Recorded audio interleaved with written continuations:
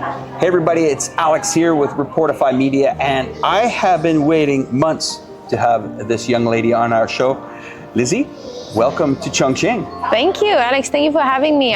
This has been the greatest 2 days of my entire life. I love this city, so thanks for having me. We're here right now at the lovely Nicolo Hotel, 62 floors above in the sky here, and behind that camera, we'll probably roll a little bit of aerial footage for you guys to show you how fantastic the city is today. Well, I mean, I was going to say first impressions of the city, but I'm going to say second impressions of the city. Mind blown. I've been taking DDs everywhere and my mouth has just been hanging open. Like I need to close it all the time because the skyscrapers, the bridges. I made a lot of videos, you know, taking the subway here. It's so different to what I've seen anywhere else in China. So just going over the bridge and going to the city area. Yeah, it is very nice here. Well, this video is not just about our city. This video is about understanding you. Now, you have built a YouTube channel here. How long have you been in YouTube? For about a year? Yeah, about 14, 15 months. 14, 15 months? Yes. It's been going very well. Your subscribers, they all love you. Yeah, thank you guys, by the way. And, you know, I've been in the city since, I guess, 2019. And when I was here, there was absolutely no YouTubers in the city at all. Yeah. And I thought, okay, let's put this city on the map. Let's try to attract other YouTubers to come to the city. And a few months back, I saw your Chongqing video and I thought, oh man, she didn't contact me. So we eventually had to get you back here. Yeah, I'm sorry, you know, that time I thought I'm too small to ask a guy like you. I was like, let me first get myself on the map and then definitely I can learn a lot. But I mean, in the past few days, I've learned really a lot from you as a YouTuber. And I feel like a lot of more people are coming to China, especially YouTubers. And a few months ago, people didn't even know about Chongqing. So I really feel like you planted that seed and it's working. Like the snowball effect is happening. A lot of people are rather coming to Chongqing now rather than going to other cities, you know? I totally agree with you. And the other thing is that China is now fully open. Yes. You and I both were here during the pandemic. Challenging times, I think, for everyone. Yes. But then again, it's nice to see the country back open. So let's talk more about, you know, what attracts viewers to continue to subscribe to your channel. What is your channel all about? So my channel is just showing the truth about China. I feel like I really like to go outside. I'm an outside person, first of all. So for me to have my camera walking around and actually showing people, because I feel like a lot of the times they hear things or, you know, they just see someone sitting and talking, but they don't actually see what is going on outside. So a lot of people, they don't have the opportunity, they don't have the finances to have, you know, the lucky life to come to China. So I feel like through my channel, they can actually see the life, the food here, the culture, the people, and just the natural life in China. And I think especially people like when I debunk the lies of the Western media. I think that is what, you know, what my viewers are the most interested in. I mean, this is the thing, when I first started making videos on Chongqing, I thought, okay, lovely city, fantastic. I want the whole world to discover it, discover what I've discovered. And then I would get a lot of messages saying, but Chongqing's not like that. But Chongqing doesn't look like that. The sky doesn't look blue, but it's blue in your videos. How are you manipulating your videos to make the sky blue? How are you making everybody look happy when they're not happy? And this is the thing is, we are pushed as content creators here and feel a sense of someone has to stand up for this nation and say, hold on a moment. We will share our lives here, but we have to give a little bit of pushback because what a lot of these people are saying is not what we're seeing. Yes, exactly, because a lot of times people just tell me, oh, I'm lying, or I'm just doing it for the views, I'm just showing the, you know, the good side of China.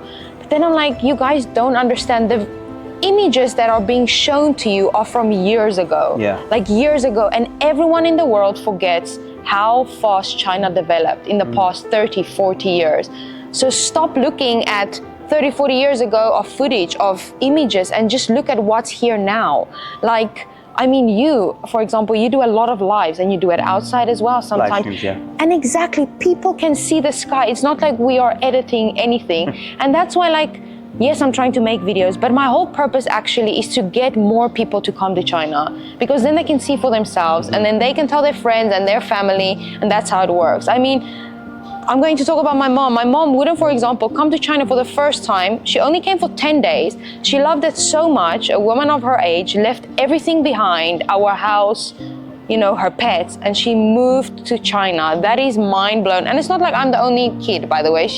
You know, I have a brother, he just went to university. So for someone like that, it should be the perfect example of how amazing this country really is. And as soon as you come here, which is what happens. And that's why I'm telling you guys, a lot of the countries are warning you, don't come to China, because they give you other reasons. But it is because when you come to this country, you're probably going to fall in love with it, and then you're going to stay here, and they're going to have no people left in their country.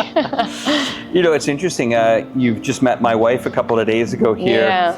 And, you know, just in that short span, we've shared so many stories together about, you know, our experiences in China. And I mean, you asked me, you know, what brought you to China? I'm going to ask you that question.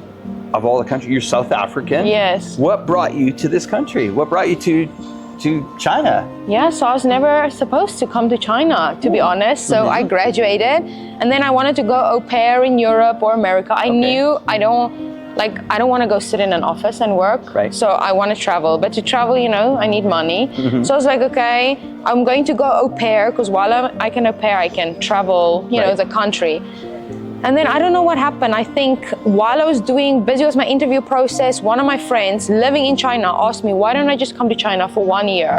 And it wasn't even a close friend. So she set up an interview that night. Wow. The next day I called my mom. My mom was in total shock, because she thought I'm calling about the interview to go au pair in Europe. And I'm telling her I'm going to China, a country which none of us know anything about. So I was really supposed to come to China just for a year, really. And yes, that happened to me. I came to China and I fell in love with it. And now I'm not planning on leaving anytime soon. Oh, that's just fantastic. Okay. So you've seen a lot of things change probably in the last few years that you've been here. Yes. We know that, you know, South Africa is a key in a lot of the strategies in China.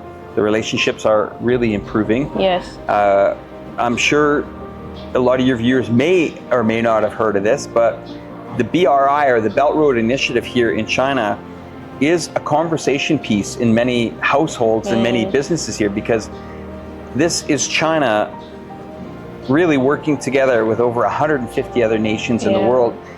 And I'm noticing it with the tourists that are now coming here. You can't say, okay, it's all Americans coming or it's all Germans coming. No, it's everyone from all these nations. And every time they arrive, they're like, oh yeah, China opened up a plant in our country, or I work for this new energy vehicle company, or I sat down recently with the ambassador of Nicaragua. He says, okay, China's building a new airport for us. They're helping us with our infrastructure, and exciting times ahead. Yeah. Let's talk about South Africa. I mean, it's a beautiful country. Yes. It must have been very difficult to leave that country. Yes, it was. Yeah, it was really difficult, because like talking about the BRI and China in general, with, you know, the relationships they have with Africa, specifically South Africa. You know, South Africa struggles a lot with with blackouts, where the whole country would just get this, we call it load shedding, and we'd have like 8-9 hours a day with no electricity, you know, and that really drastically degraded our economy. It was just spiraling down so bad, and so many people lost their jobs, and with COVID, so it was just like bad on bad. And that is where China came in, and they really helped, especially in South Africa, with the infrastructure, and this all created primary and secondary jobs for people in South Africa to then better the economy. And I think for China, it's kind of a mentor for South Africa, you know, because we don't have nice roads, first of all. We don't have rail at all. So just for them, or for a country like China to believe in someone, you know, like in a country like South Africa, I think that's all South Africa needs.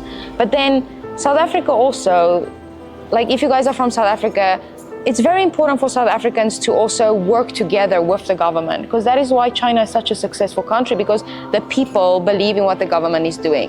Where in South Africa, China is helping us so much, and it's the truth. They're helping us, they're creating jobs for you guys, but it's so important for the South Africans as well to not steal, you know, to not be bad people and go against the government, because if everyone can work together, because we see what's happening if you guys don't work together.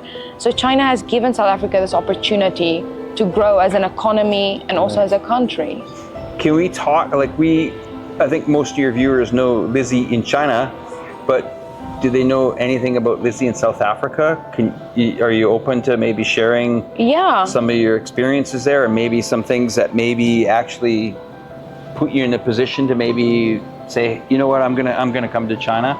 I mean, I know why I left Canada. I left Canada due to, we had a big tug of war with political financial systems, financial banking systems that also made it even beautiful cities like Vancouver, cities in the United States like Seattle, Washington, San Francisco became very unsafe very quickly. And this wasn't me,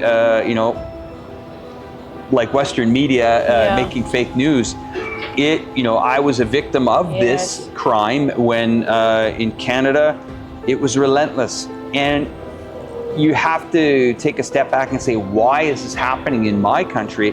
What happened? How did these social barriers break down so that, Canada turned into a massive, crime infested cities? And it is the truth. And I know we don't really want to expose it, but these are maybe reasons why you're sitting here with me in a city of 30-some million in China. I'm a Canadian, you're a South African. These are very real stories. I would love to be back in my country, but what I'm hearing is cost of living is out of control, crime is out of control,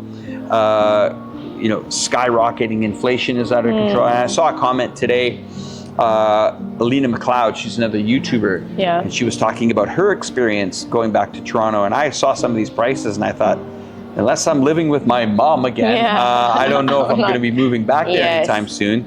And also, from a standpoint where you look at it and you say, okay, the comment that was made by the person, well, the government's starting to make changes. Well, it's sometimes too late.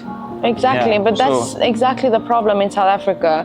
Like, first of all, I just want to, it's sad. It's really something sad to talk about, because I had this dream my whole life that I cannot wait to get married and my kids will grow up with, playing on the farm, playing in mud, not in the city life, because that's the life where I grew up and I absolutely loved it.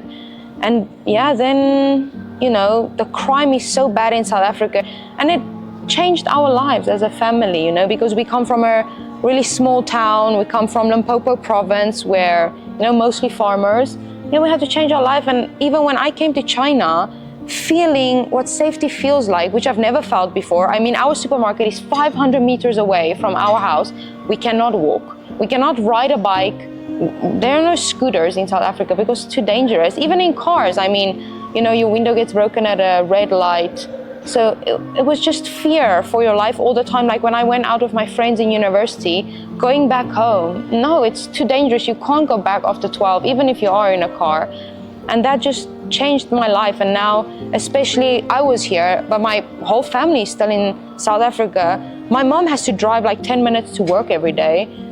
There are thousands of accidents every single day, just like in Limpopo province. So just for her being on the road even, no, I think crime is definitely the number one reason why I left South Africa and why, my dream was shattered that I'm not going to raise a family in South Africa. Yeah. Can we talk about what you do here in China? Yes, of course. Yeah. So let's go. Maybe tell us what a work week or a week in your life would be like. Yeah. So like right now or whenever. Okay. So let me tell you, my life has actually changed drastically within the past year. So I work at a training center. I'm an English teacher. You can work at a kindergarten, high school, university, but I, got into a training center and I've been at the same company ever since. So I work from Wednesdays to Sundays, Wednesday, Thursday, Friday night, from around 6 to 8:30 we would have class, and then Saturdays and Sundays 9 to 6. So work whole days because it's like extra activities, right? And then the government about 3 years ago, they did bring in some new rules, like the kids had too much pressure. So I completely understood that some schools need to close down because they don't want the school's pressure and extra activities pressure, especially when it comes to learning English. So we had to like scale down a little bit. So then I worked only Thursdays, Saturdays and Sundays because the classes got smaller, because like I said, the people here really support the government, so they understood what they were saying and they didn't want to put that much pressure on kids. So yeah, right now, like literally 3 weeks ago, I changed my contract because this YouTube has brought me so many opportunities to share my journey and my life with the world. So right now I'm only working Saturdays and Sundays. I am very lucky. I realize that, I know that, to still have, you know, a visa, a stable income, but also be able to follow my dreams and make content for you guys. And that's what brought me to, you know, Chongqing. And so many doors have opened now with, you know, knowing Alex. I will be forever grateful to Alex and Julia. So yeah, I'll talk to you guys again in the future and let's see how much we've grown together. There are some things that we do sacrifice. I mean, Chongqing is not for everyone. Yeah. It can be a challenging city sometimes for people, even the terrain. It's a 8D city, but also it can be sometimes, if you don't have a strong friend infrastructure, you can feel a bit lonely. In some of these big cities. Your city's quite big too. I mean, where you are. Okay, let's talk about, you know, you're an hour and a half flight away from here and maybe a 7-hour train ride? Yeah, like five and a half, I saw. Something like that, okay. So let's talk about the different types. This is Chongqing. You see our cuisine. You see our restaurants. You see our, I guess, historical sites. Let's compare the cities. What's your city like compared to this? Oh, it's like a small village compared to Chongqing. Like, I really thought Kunming is huge, but then again, if you think about how many people, millions of people live in each city in China. Every time I'm like, oh, Kunming is so small, and then, then you come to Chongqing, it's more than 32 million people. But no, I love Chongqing. It really is amazing, like driving around. But to be able to live, I still feel like Kunming is nice. It's not that big. You know, it's very easy to get around from one side of the city to the next. Chongqing is definitely a bit more fancy, if I can say it like that. And that's why I don't understand why this wasn't a city. Why, when people talk about Shanghai and Beijing, why is Chongqing not in the same sentence, in the same conversation? It blows my mind because, I mean, I've been living here for 5 years. I love travel, so I've traveled all over China. And Chongqing is definitely way up there. And like when you come to a city like Chongqing, it's not like that big to go from one place to another. You always go to the same area. Where in Shanghai, you have to take like an hour subway just to get from one side to your friends, for example. So this is like big, cool, and it's accessible. But yeah, to answer your question, I think Kunming is just smaller. The infrastructure is still amazing, but Kunming is definitely a more travel destination city in a way of the beautiful parks we have because, you know, we live in the spring city. They call Kunming the spring city. The weather is amazing all year around. So yeah, if you want to travel to Kunming. It's amazing. So what's the difference cuisine? Is there a difference in cuisine? Like eating and... Yeah, so obviously when I come to Chongqing, all I eat is hot pot. So the specific cuisines, I mean, but in Kunming, there are also hot pot places, of course, but there we like to eat our mixian, like our noodles. We have barbecue. Right. Barbecue is very famous there, so, which I again thought barbecue is famous all around China, but apparently it's not. So if you go to Kunming, definitely go for your barbecue. But yeah, when I'm living Kunming, I definitely, if I go out, it's always barbecue or it's always hot pot.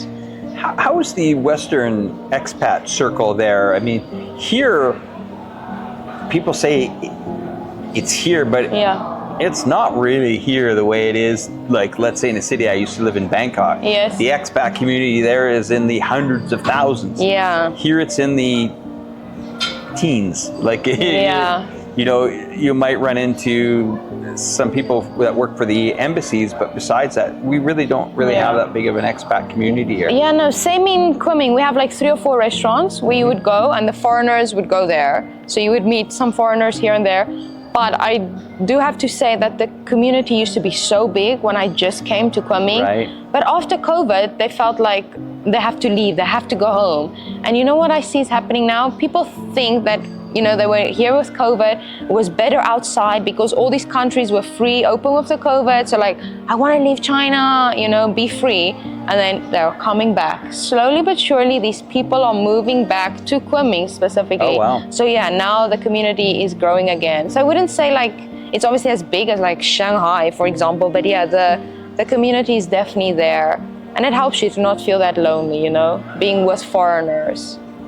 So living in Kunming, I mean, what would be a good day for you there? I mean, what's you have a me day, we call it. Yes. What's a me day for Lizzie like you? Oh, me day. Take my picnic blanket and a book and just go lie next to Diensha Lake. Okay. So it's this big lake and there are so many areas you can have picnic around. So you can either go like to a busier area where you can eat a lot, and during December, winter months, the seagulls come to Cuisine, so that's amazing to see. But yeah, me days definitely just wake up, take my e-bike with that fresh air in Cuisine, go to the lake, have a picnic, take a nap, by the way, because I can do that because that's how safe it is here. But that's also something ridiculous, right? How you can lie with your phone, your laptop, your book, everything there, and you are taking a nap, you are by yourself, and you wake up and everything is still there. So yeah, me day is definitely outside, lake, or hiking. You know, we spoke about this last night when we were walking throughout the city. Yeah. We do take our guards down here a little bit in China, and we have to remind ourselves when we leave or travel outside of this country that things aren't as they are here. Okay, so we've talked about the cuisine, and let's talk about something else. I mean, how long do you feel you want to stay in China, or is China home until you say it's, you know? Yeah, China is home. I mean, I bought a house, so I'm very proud of myself for that. And I think just slowly, it's not like one day you wake up and you're like, oh, China is home to me, you know? I just slowly realized that I don't think anywhere else in the world can give me the opportunities that China is giving me. So I can always travel outside of China and I can come back again and I can live here. I made a lot of good friendships, you know, I have a nice job, I'm doing the YouTube, so life is really good for me. There's no plan to leave China. I mean, your work on YouTube is, it caught my attention about a year ago, or just maybe under a year ago. Okay. And I thought, this is unique. You know, I clicked on one of her videos and I see you walking around explaining, you know, guys, I'm outside at 10 o'clock. And then I think you brought your mom one night too. Your mom was along for a video. Yes, yeah. And I mean, I think this is a great journey for you. Yeah. You know, content creator to content creator. I think you should just go all in. Stay focused on what you're doing. Of course, your job, you have a great job too. Yeah. There's not many people that I can actually talk to in the world that have a nice job and are allowed and really enjoy, we'll call it, I don't know if you want to call it a business, a hobby. YouTube is strange. I don't know what I would call it. It's a little bit of everything, right? Because many years ago, I wasn't even on social media at all. And getting in front of the camera is a lot more difficult than people think. Because at first, when I had my camera out, I'd hold it up, I'd be like, people are looking at me. But I also felt so awkward. Here in China, tell us about your experience filming in China here for your videos. How does it go? Are people bothering you, or is it no problem? No, they don't bother me at all. I think at the beginning, of course, I'm a bit shy, you know, and that's why so many people don't even start YouTube, because it's a scary thing to do. But I think, like, outside of the camera, I was so confident, and then in front of the camera, I was this completely different person. And I just had to get used to talking, you know, to a camera face or to a camera lens. But I know that so many people are behind this camera lens. So walking around, I love it, because I think so many times people come up to us, and that gives us content, that gives us the opportunity to show how friendly, how nice the Chinese people are, or actually how happy they are, right? Because usually people think like, oh, Chinese people are not that happy, they just work hard. But here, all these people are around us in the back of my videos, coming up to me, a foreigner, just showing you guys like, hey, you know, foreigners are welcome here, foreigners are respected here, liked here. People love talking to us. So when are we going to have, and I hope I'm invited, your silver plaque 100,000 subscriber party. Stop, I'm so excited for that. We're gonna pop champagne. Okay, I want to, please make the promise to the camera that Julia and I get to come to the 100,000 subscriber party, okay? I promise that Alex and Julia will be invited and we'll make a video that night, definitely. We're gonna pop champagne. But yeah, hopefully, I mean, I have goals. I'm at around 64,000 now. So I think growing at great speed. Fantastic. Give me a maximum 6 months, but I think I'm working really hard. So you guys subscribe. Can I please reach there faster? I mean, around Chinese New Year would be great, right? End of January. Yeah, let's make that. I have a feeling that you're going to make a video probably in the next month or two. That's going to go viral. That's going to get you tens of thousands of subscribers, and we're going to be at 100K faster than you know it. Wow. Well, then we're going to be popping that champagne fast as well. Absolutely. And I think everybody through our social medias need to immediately subscribe to her channel. And it's always a pleasure to really talk to, you know, I think there's people in the business of YouTube, or we'll call it understanding of content creators. We open our homes to content creators. You know, I'll give you an example. Cyrus Jansen, I've known for 4 years. I just met him probably about 8 months ago in person. But there's such that, you know, there's such a strong community out there that we try to help each other. It's not a community built on, you know, an agenda to try to destroy a nation, to make people, you know, there's a lot of that content out there that gets easy clicks. But I truly, honestly believe that every video that I put out, I try to put out with a care and attention and responsibility. Yeah. That's true, because like you have welcomed me into your house, and like I said, like me reaching 100K, you know, like I would always remember what you and Yula have done for me. And I do think like everyone watching, like we are here to support each other, right? Absolutely. Because at the end of the day, it's not like I want to do better than you. It's like we just want the world to know we want to enjoy what we're doing, and we just want the world to see our work that we put in each and every day. And that goes by supporting each other. Like without you guys, I wouldn't grow. And then the next person maybe that I'm helping, I can pass your knowledge on to them. And it's just this amazing fun thing, and like making friendships along the way, right? Isn't it amazing? Because you let me ask you before I go, because then I'll give you my response to the same answer.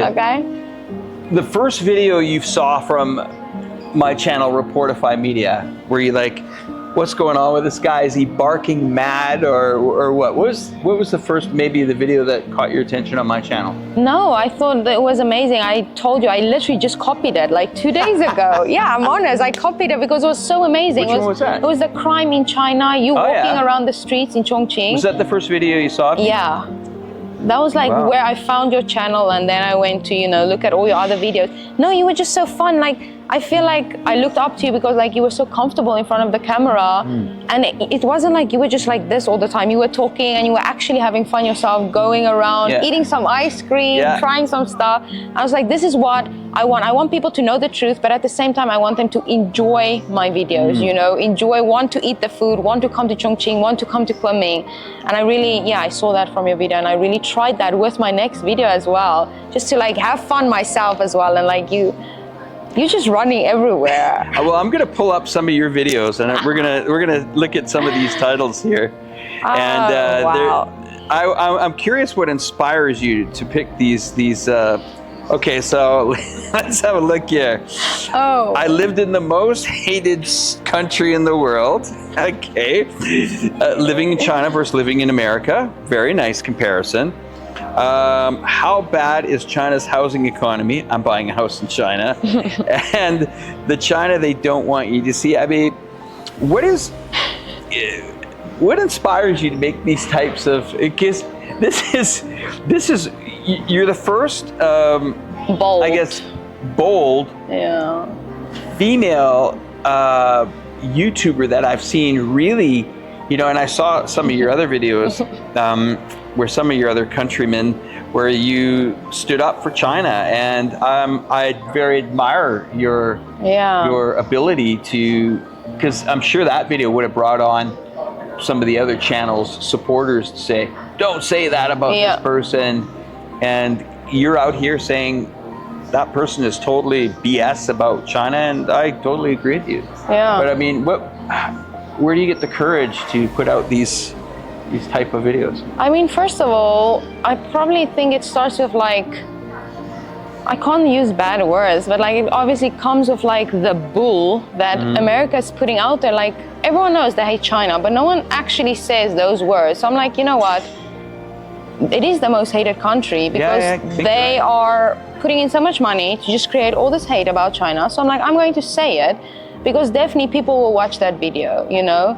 Because, oh, really, I live in the most hated country, how is it? And when they watch my video, most of my viewers, I'm pretty sure that you guys are so shocked because you thought I'm going to probably be in a jail cell, eating once a week and just living a horrible life. And then you watch that video and you're like, oh, but that's not what I thought about China, you know? And like comparing the US and China, especially with the railway, I mean, they just talk about how bad China is all the time, and I'm pushing back on that. I mean, it's our job to. I feel like it's my responsibility now as a YouTuber in China, knowing the truth, that I'm going to then show them, like, this is how bad China is, and this is how good the US is. So, yeah, I'm going for it. And I feel like if they can say something, we can also say it, right?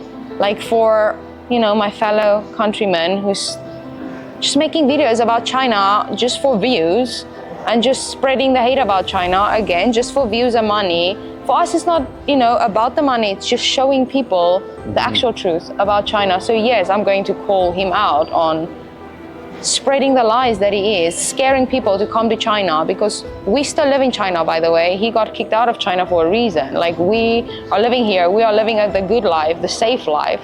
So yeah, we definitely push back. And I think it comes with, you know, as you said, we feel it's our responsibility, and it is our responsibility to actually, you know, stand up for a country. It's people that are being, you know, wrongfully, you know, you can hate a government.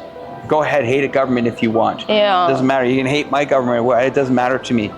But when it comes to the people and the YouTuber and as a content creator, you have a responsibility. And if you're inciting so much hate against people, Judgment Day will come eventually. Yeah. I'll give you an example.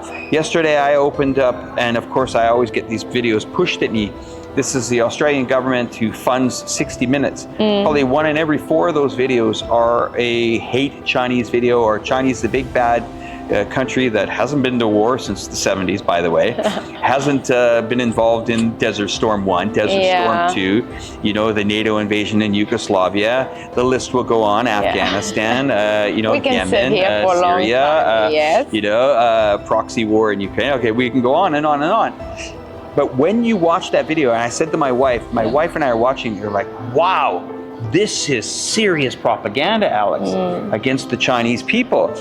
And then you go to the comment section on this video, 6,000 to 8,000, and you hear these people actually believe it. Yeah. And this is what we're up against. Thousands and thousands of people that have been propagandized. And yes, that word you might think is only suited to this country, but when the US government's spending $1.6 billion on anti-China, they call it, you know, dissemination of news sources, we'll call it propaganda. Oh, that's exactly what it is. Yeah, exactly. It's gonna be a tough year. Yeah, so I feel like comparing to America, we have to, right? Yes. Because China is growing so much as a country. I'm not posting there, China is the best, China is amazing. I don't have to, I just show you guys. And then, yes, I compare to the US because the US is the best country in the world, according to the world. So why wouldn't I compare life in China to life in the US? And again, like, they're spreading hate about China. We don't spread hate about the US, we don't need to. I mean, they're doing it for themselves, you know. They are ruining their own reputation. We don't have to do that for them. So we can just show the life in China and push back and show the actual truth. Well, Lizzie, it's a pleasure. And I know you have a flight to catch soon.